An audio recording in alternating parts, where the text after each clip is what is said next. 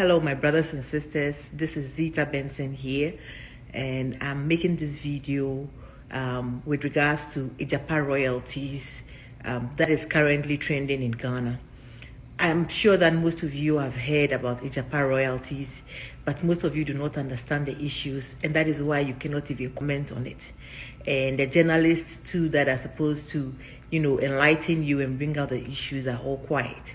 So I'm going to bring this, I'm going to break it down, the issues down, so that the layman can understand what is going on and weigh the issues out for themselves. Under our minerals law, Ghana receives 10% of all mining leases. This comes up to about $120 million annually. So whatever is mined out of Ghana, we get 10%. As royalty payments and other taxes to government. So as at 2016, Ghana was receiving about $120 million annually. And as we speak, gold prices are going up. So obviously, it means that what we'll be receiving in royalties would also go up. Now, this government has decided to use our royalties as security. So they're going to take a loan of $500 million. And they are assigning 76% of the $120 that we get annually as security to Ijapa. We get $120 million every year. They are taking a loan of $500 million for 15 years. And they are mortgaging 76% of our shares for that. So you make the math. Do the math. If you get 120 times even 4, that's 480. But we are taking a loan of 500 for 15 years that Ghanaians must pay. And they say they will float shares for people to buy. How did Ijapa come in? In 2018, the Mineral Income Investment Fund was passed. And under that law, they needed a body to manage our royalties. So MIF, which is a Mineral Income Investment Fund, decided to create an SPV. An SPV is a special vehicle, a purpose vehicle, to collect those funds on our behalf. They registered a company called Asase Royalties in Jersey. Jersey is one of those safe haven countries where you can put money. You can go and hide your money without anyone getting access to, they protect your money. Nobody can get access to know how much you have there. So there was an uproar. Asase royalties obviously had links to Asase Radio, which belonged to our Prime Minister Gabi Otredako, the nephew of the president. So obviously people were saying that why should that SPV be given to Gabi, because there were other qualified people in the country. So they quickly changed the name from Asase Royalty to Ijapa Royalties, and they incorporated that in Jersey, the safe haven. And then they came to Ghana and incorporated Ijapa Royalties Ghana, also in Ghana, to manage the fund. The lawyers for that fund, the lawyers for that SPV is Gabi's law firm, White and Castle, which is an international law firm, Benti HL and Lecha. Parliament had to pass a law to put the SPV in place. But because they were running out of time, what they did was that they started the process of setting up the SPV even before the bill went to Parliament to be passed.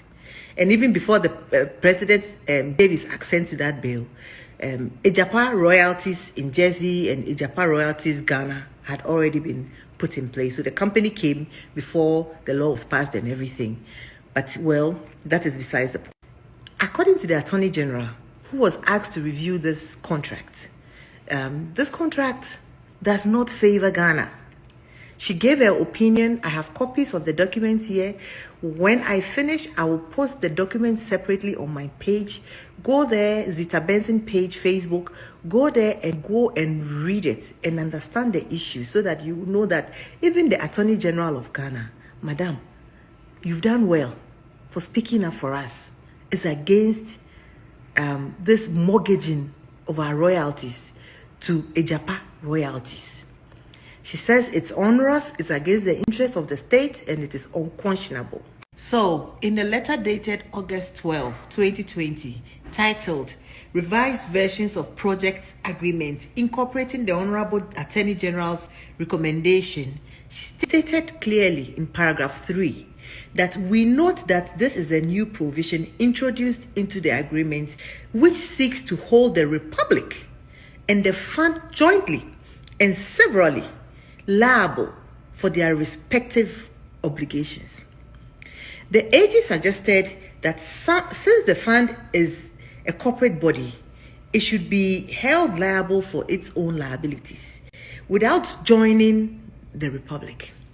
What this means is that in case Ejapa does anything, the whole Republic, which is the whole of Ghana, Republic of Ghana, is liable for anything that Ejapa does. So, Ejapa as a corporate body. Then in paragraph 6 of that same letter, she states that sovereignty resides in the state and not in a limited liability company or statutory bodies.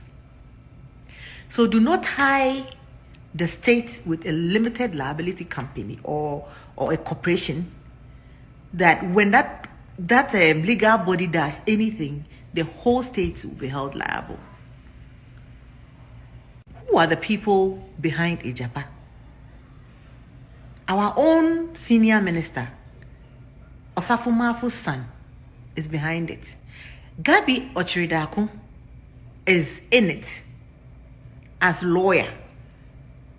He claims he doesn't know about it. He claimed he did not know about it and was even going to court. But today he himself confirmed that he's privileged to be the lawyer of Ejapa. 1% legal fees of what will go to Gabi's law firm is not small money.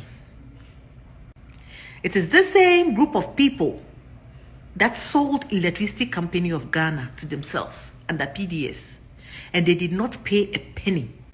And that is why the PDS agreement had to be abrogated, because the equity that had to go into that contract never went.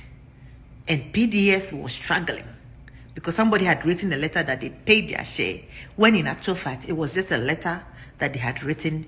No money had actually gone. And for months or years, they were taking money from ECG. And so far, nobody has been held responsible. It is the same thing that we are seeing with Ejapa. Once again, we see family and friends at play. The same group of people.